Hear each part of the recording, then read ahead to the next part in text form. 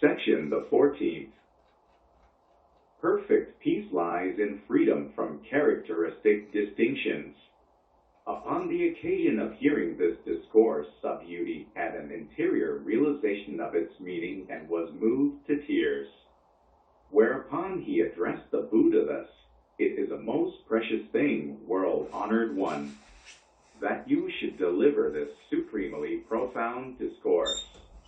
Never have I heard such an exposition since of old my eye of wisdom first opened. World-honored one, if anyone listens to this discourse in faith with a pure, lucid mind, he will thereupon conceive an idea of fundamental reality. We should know that such a one establishes the most remarkable virtue. World-honored one, such an idea of fundamental reality is not, in fact, a distinctive idea. Therefore the Tathagata teaches, idea of fundamental reality is merely a name. World-honored one, having listened to this discourse, I receive and retain it with faith and understanding. This is not difficult for me, but in ages to come, in the last 500 years, if there be men coming to hear this discourse who receive and retain it with faith and understanding, they will be persons of most remarkable achievement. Wherefore? Because they will be free from the idea of an ego entity, free from the idea of a personality, free from the idea of a being, and free from the idea of a separated individuality. And why? Because the distinguishing of an ego entity is erroneous. Likewise, the distinguishing of a personality, or a being, or a separated individuality is erroneous. Consequently, those who have left behind every phenomenal distinction are called Buddhas all. Buddha said to Subhuti, just as you say, if anyone listens to this discourse and is neither filled with alarm nor awe nor dread, be it known that such a one is of remarkable achievement. Wherefore? Because Subhuti, the Tathagata, teaches that the first perfection, the perfection of charity, is not, in fact, the first perfection. Such is merely a name.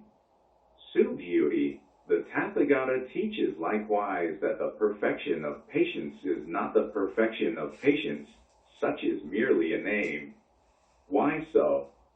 It is shown thus, Subhuti, when the Raja of Kalinga mutilated my body, I was at that time free from the idea of an ego entity, a personality, a being, and a separated individuality.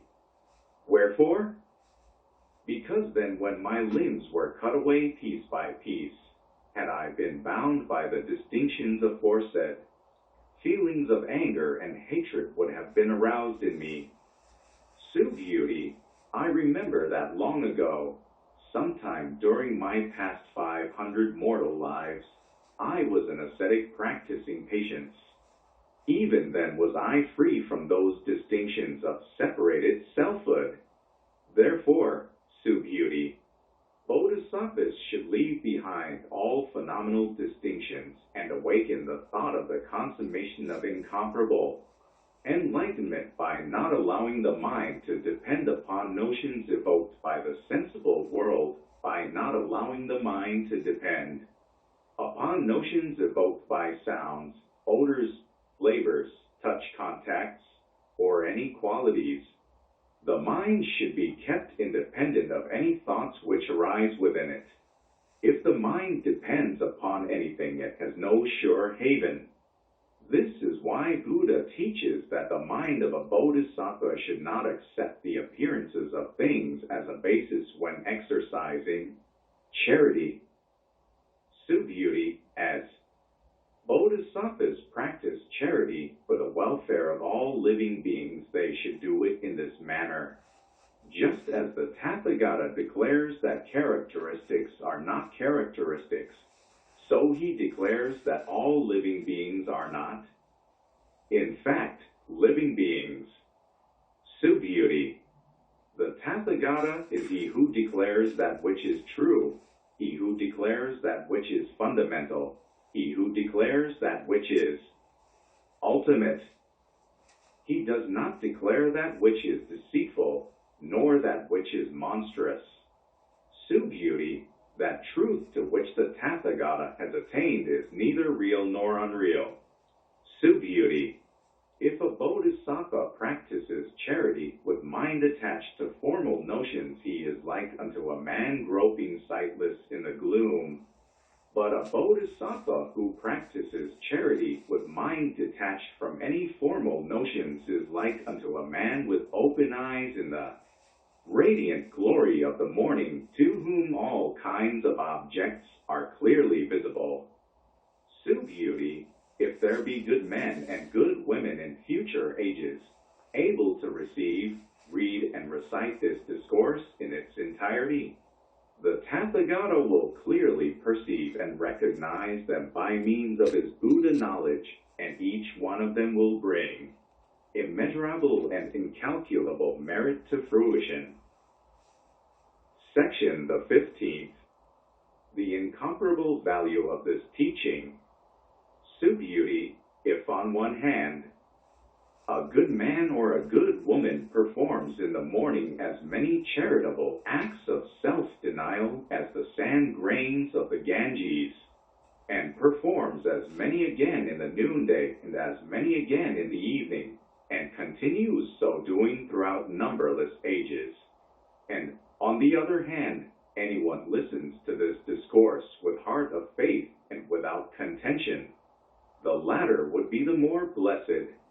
But how can any comparison be made with one who writes it down, receives it, retains it, and explains it to others?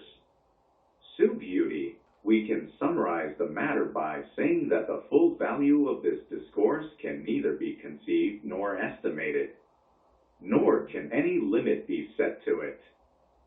The Tathagata has declared this teaching for the benefit of initiates of the Great Way. He has declared it for the benefit of initiates of the Supreme Way. Whosoever can receive and retain this teaching, study it, recite it, and spread it abroad will be clearly perceived and recognized by the Tathagata, and will achieve a perfection of merit beyond measurement or calculation, a perfection of merit unlimited and inconceivable.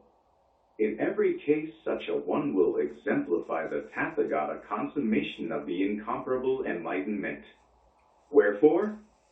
Because, Subhuti, those who find consolation in limited doctrines involving the conception of an ego entity, a personality, a being, or a separated individuality are unable to accept, receive, study, recite, and openly explain this discourse.